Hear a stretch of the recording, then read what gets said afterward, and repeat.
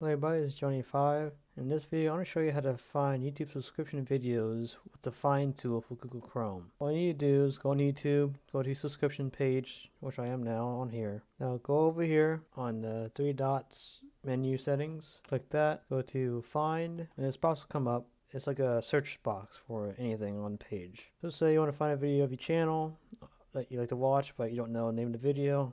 Well, for example, let's type in Tito.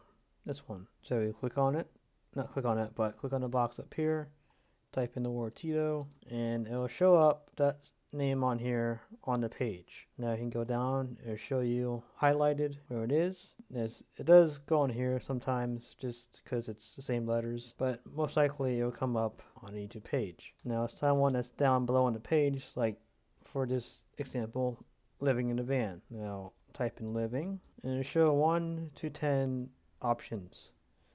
Let's go on the page, go down, supposed to go down, hang on here. So it sometimes works, sometimes doesn't. You gotta make sure you're on the right thing. So many videos on YouTube, we can't find it. Like I'm trying to click find this one.